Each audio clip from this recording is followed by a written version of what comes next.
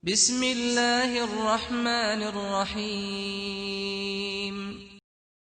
إن الحمد لله نحمده ونستعينه ونستغفره ونعوذ بالله من شرور أنفسنا ومن سيئات أعمالنا. من يهده الله فلا مضل له ومن يضلل فلا هادي له. أشهد أن لا إله إلا الله وحده لا شريك له وأشهد أن محمدا عبده ورسوله صلوات الله وسلامه عليه.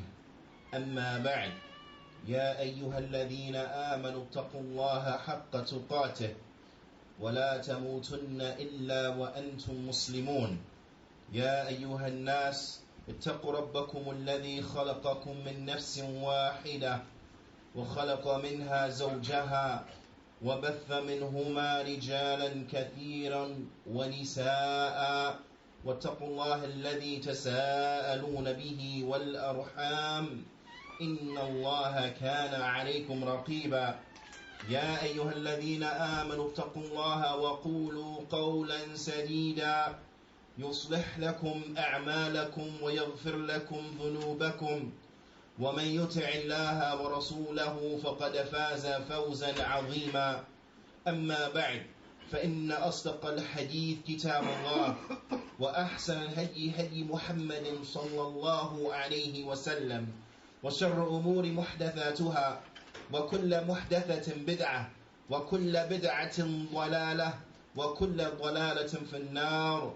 ثم أما بعد، يا عباد الله، ومن أنواع العبادة, and from the categories of worship, is at-tawakkul, is putting one's trust in Allah subhanahu wa ta'ala, relying upon Allah subhanahu wa ta'ala.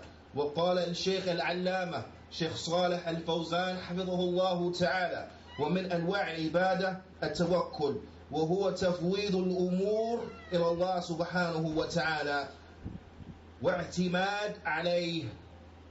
فقال الشيخ that from the categories of ibadah is at-tawakkul, and it is to surrender one's affairs to Allah subhanahu wa ta'ala and have al-i'timad alayh, and to rely and depend upon Allah subhanahu wa ta'ala. As Allah ta'ala, He says, وَعَلَى اللَّهِ فَتَوَكَّلُوا إِن كُنتُم مُؤْمِنِينَ, and upon Allah put your trust in Him if you are indeed believers. And upon Allah, وَعَلَى اللَّهِ فَتَوَكَّلُوا إِن كُنتُم مُؤْمِنِينَ, put your trust in if you are indeed believers. وَقَالَ اللَّهُ تَعَالَى, and herein is a dalil that التوكل من أنواع العبادة. وقال الله تعالى فَاعْبُدْهُ وَتَوَكَّلْ عَلَيْهِ. Allah Ta'ala, He says, and worship Him and rely upon Him, put your trust in Him. So we find here that Allah Subhanahu wa Ta'ala, He connected tawakkul with ibadah. Allah Ta'ala, He connected putting one's trust and reliance upon Allah Ta'ala with al-ibadah. Allah Ta'ala, He says, وَعَلَى اللَّهِ فَتَوَكَّلُوا عَلَى اللَّهِ فَتَوَكَّلُوا. Intabihu, pay close attention to this grammatical construction, because we find here that there is a taqdeem of the jar wal majroor. The jar wal majroor, it comes first. Ala al-fi'l yufidu al-hasr. So this we understand from it hasr. When you have the jar wa majroor, and the jar wa the majroor in this particular ayah, that it is ala wa lafdun jalala. You find it coming first before the verb, and so therefore put your trust in. So thus we understand that there is a restriction, there is an exclusion. So therefore one understands that he puts his trust in Allah and in Allah subhanahu wa ta'ala alone. Because by bringing forth that which has the right, or that which can go after, you understand from it al-hasar. You understand from it al-hasar, that it is restricted. So therefore, putting one's trust is restrictedly to Allah subhanahu wa ta'ala. And there will come the tafasil on this particular point, in this particular issue, inshallah ta'ala. The Shaykh, he says, "Ay, la ala ghayrillah," meaning we don't put our trust in anything except Allah subhanahu wa ta'ala. And this is the reality, ya ibad, that ultimately we put our trust in Allah subhanahu wa ta'ala. Because masha'Allah kan, wa ma la yasha lam yakun. What Allah ta'ala wants is, and whatever He does not want, it is not. So ultimately we put our trust in Allah subhanahu wa ta'ala. The Shaykh, he goes on and he mentions, فَقَالَ اللَّهُ تَعَالَى فَتَوَكَّلُوا إِن كُنْتُم مُؤْمِنِينَ. So therefore put your trust in Allah Ta'ala if you are in fact believers. If you are in fact believers, put your trust in Allah Ta'ala. So you will find that from the characteristics of the believers is that they put their trust in Allah Subhanahu wa Ta'ala. Allah Ta'ala, He mentions some of the characteristics of those who believe. As Allah Ta'ala, He says, إِنَّمَا الْمُؤْمِنُونَ الَّذِينَ إِذَا ذُكِرَ اللَّهُ وَجِلَتْ قُلُوبُهُمْ. That the believers, they are those who, when Allah is mentioned, their hearts tremble. Their hearts tremble. This is one description, one characteristic of the believers. وَإِذَا تُلِيَتْ عَلَيْهِمْ آيَاتُهُ. And when His verses, when His ayat are recited to them, زَادَتْهُمْ إِيمَانًا. Their iman is increased. This is another characteristic, another description for those who believe. So let us contemplate on these descriptions and let us reflect on ourselves to see where we are from this. Allah Ta'ala, He says, وَعَلَى رَبِّهِمْ يَتَوَكَّلُونَ. And upon their Lord do they put their trust. And upon their Lord do they put their trust. In this ayah, Allah Ta'ala, He brings us three characteristics from the characteristics of those who believe. From those characteristics is that they put their trust in Allah Subhanahu wa Ta'ala. So therefore, ya ibad, it is a must that we put our trust in Allah Ta'ala, and we have tawakkul upon Allah Ta'ala and Allah Ta'ala alone. Ala rabbihim, upon their Lord, la ala ghayrih, not upon other than Him, but upon Allah Subhanahu wa Ta'ala. For tawakkul ibadah. So putting one's trust and reliance ultimately is what? Ibadah. And this is to be given only to Allah Ta'ala. La yajuz illa lillah. It is not permissible that it be given unto anything except Allah Subhanahu wa Ta'ala. We have to put forth a tawakkul. So then there comes the question, what is the tawakkul in reality? What is that true tawakkul? So you find that the Fadilatul Sheikh Muhammad Sa'id Raslan, Hafidhahullah Ta'ala, he says, حقيقة التوكل أن يعتمد العبد على الله سبحانه وتعالى اعتمادا صادقا في مصالح دينه ودنياه مع فعل الأساليب مأذون فيها. This is very important. He said that the true tawakkul, the true reliance in putting one's trust in Allah Ta'ala, he said this is that the abd, he relies upon Allah and he puts his trust in Allah with the true reliance and the true placing of his trust. That Allah Ta'ala, He will give to him that which will rectify his deen and his dunya. Coupled, and this is very important, coupled with taking the necessary steps, coupled with taking the steps that have been allowed with regard to the attainment of that thing. Taking the necessary steps. So the true tawakkul is a tawakkul that has coupled with an action. That a person, he puts forth some type of action, knowing all the while that the tawfiq is from Allah Ta'ala. He knows the whole time that the success is from Allah Ta'ala. But we still have to put forth the action. We still have to try. Let us take an example of this. Let us take an example of how one puts forth the action while relying and depending upon Allah Subhanahu wa Ta'ala. And we should know that the one who relies upon Allah, Allah Ta'ala will suffice him. As Allah Ta'ala, He says, وَمَنْ يَتَوَكَّلْ عَلَى اللَّهِ فَهُوَ حَسْبُهُ. And whoever puts his trust in Allah, Allah is sufficient for him, Allah is enough for him. Let us reflect on the story of our mother Hajar.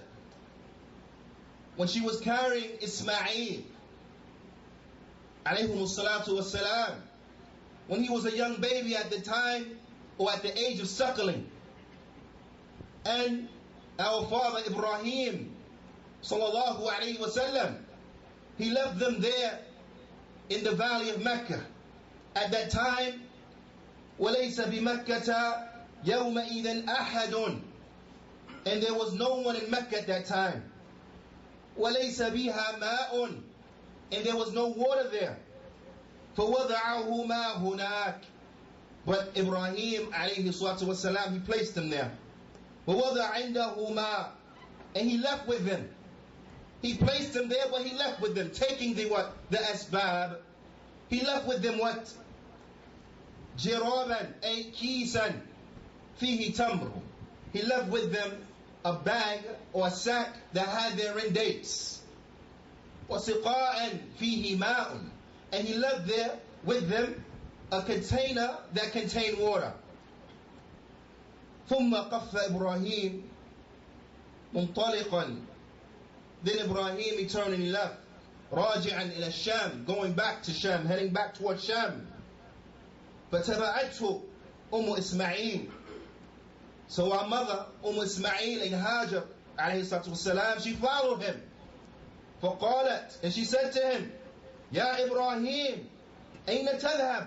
She said, oh Ibrahim, where are you going? تتركنا بهذا الوادي الذي ليس فيه أنيس ولا شيء. He said, are you leaving us in this valley that doesn't have therein any human beings, any occupants, nor is there anything present there? There's nothing here. Are you leaving us here? فَقَالَتْ لَهُ ذَلِكَ مِرَارًا, she said this to him repeatedly. وَجَعَلَ لَا يَلْتَفِتُ إِلَيْهَا, but Ibrahim alayhi salatu wasalam, he didn't turn and respond to her. فَقَالَتْ لَهُ, so she said to him, and I want you to pay attention to the believing woman. I want you to pay attention to this excellent example for the believing women and for the believing men. I want you to understand and take an example and an admonishment from this and apply this into your life. See the example of the true tawakkul. See the example of the true reliance and dependence upon Allah Ta'ala. So she said to him, because she was very smart, very intelligent, she assessed the situation. She realized what was going on. So she said to him, alayhi salatu wassalam, Allahu amaraka bihada? She said, did Allah command you to do this? Did Allah command you to do what you're doing right now? فقال إبراهيم عليه الصلاة والسلام نعم. So Ibrahim alayhi salatu wassalam, he responded to her in the affirmative. He said, yes. Yes. قالت, so she said, pay attention now to these beautiful words which she said. She said, إِذَنْ لَا يُضَيِّعَنَا.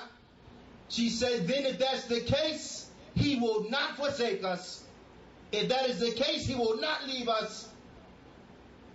And then after that, as the narration it goes on, as is found in Sahih al-Bukhari, she went back and forth between Safa and Marwa, searching, climbing, looking to see if she sees anyone. Going back down, going back to the other, climbing, looking to see if she sees anyone. Doing what she could in that situation. Doing what she had the ability to do. Doing everything that she could given that situation to take the asbab. And she did that and she did that until she heard a voice calling out. And when she looked, it was an angel. And he was standing in the vicinity of the well of Zamzam. And he struck the ground. And there came forth the water. And then, as the story continues and it goes on, there came the tribe of Jurham. They were in the area. And they saw the birds. They saw the birds. And they realized that these type of birds they only be around water. So they went to where they were at, and they found there the water. And they asked our mother, could they partake from some of the water? And she told them that they could. But she told them, and she was straightforward with them, and she said, but you have no right to it. And they said, yes, but we will have no right to it. And then they were taken in by the Jurhum tribe. And they taught Ismail Arabic. They taught Ismail Arabic because our father Ismail alayhi salatu wasalam, he was musta'arab. He was one who became Arab. He was one who became Arab. They taught him Arabic. And then when he became of age, he married from the tribe to the end of the narration, which we advise everyone to go back to and to check and to look at. Ala kulli hal, in any event, we see the fruits of putting one's trust in Allah Ta'ala, while coupled with taking the asbab. Reflect now that Mecca at that time, it had there no occupants, it had there no water. And because there was no water there was no reason for anyone to go there. That's why it was abandoned. There was no reason for anyone to go there. But she put her trust in Allah Ta'ala, because she knew that Ibrahim alayhi was following the command of Allah subhanahu wa ta'ala. And what Allah had will came to pass. So when Ismail alayhi salatu wasalam became a man, his father Ibrahim alayhi salatu wasalam, he returned after the death of our mother. And the both of them built the Kaaba. And the people made Hajj.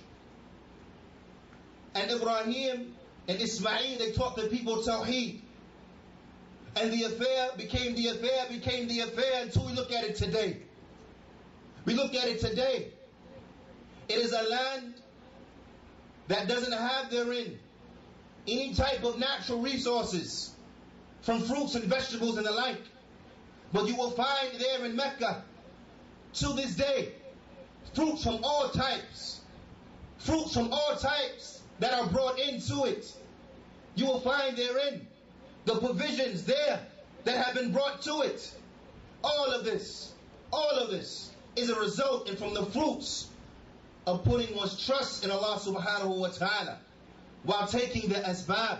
So we ask Allah subhanahu wa ta'ala to make us of those who truly put their trust in Him. We ask Allah subhanahu wa ta'ala to make us of those who truly have reliance upon Him, those who take the asbab, who take the legislative means that are necessary for attaining that in which they are looking for, while knowing that the tawfiq is only from Allah subhanahu wa ta'ala. أقول قولي هذا وأستغفر الله لي ولكم ولجميع المسلمين فاستغفروه فإنه هو الغفور الرحيم.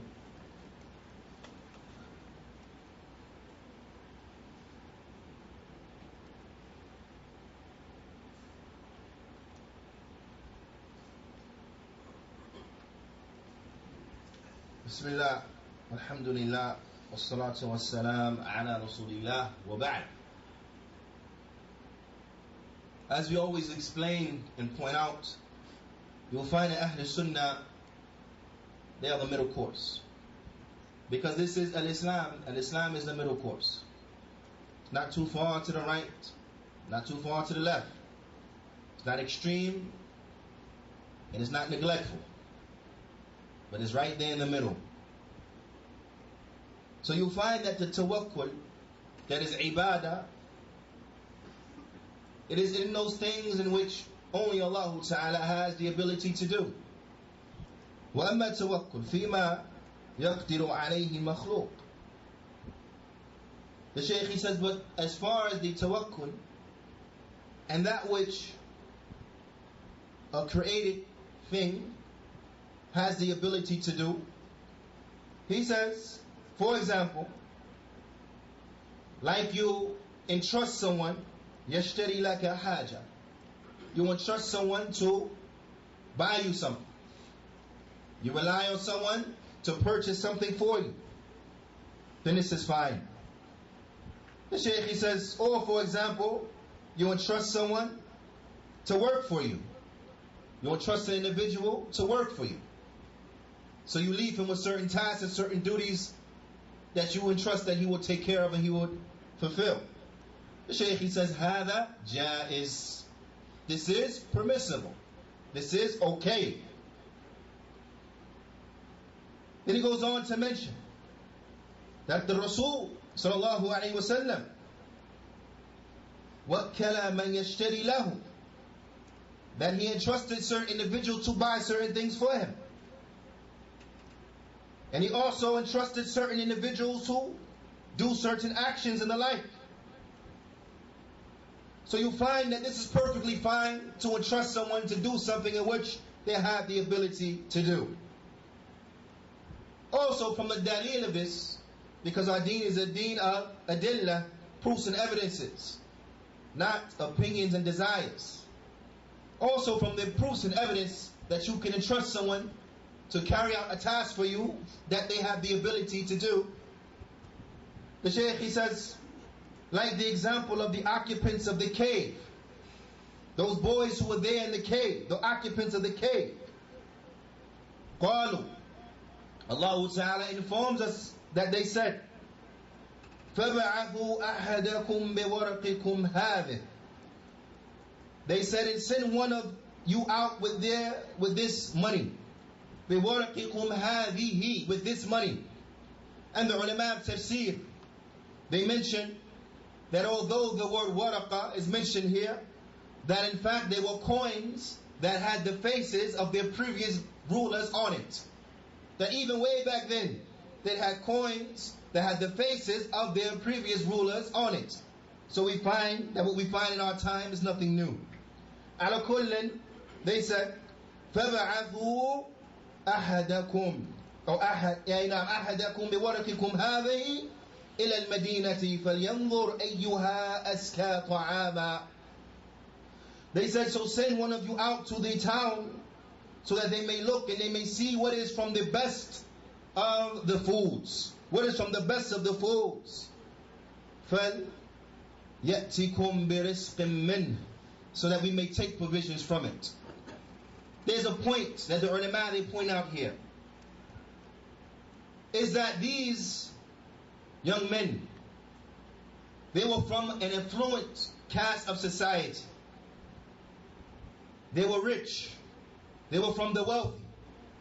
And the proof of this is that when they sent one of them out to find food, they specified and they said, فَلْيَنْظُرْ أَيُّهَا أَزْكَى طَعَامًا, and look and to see what is the finest of the foods.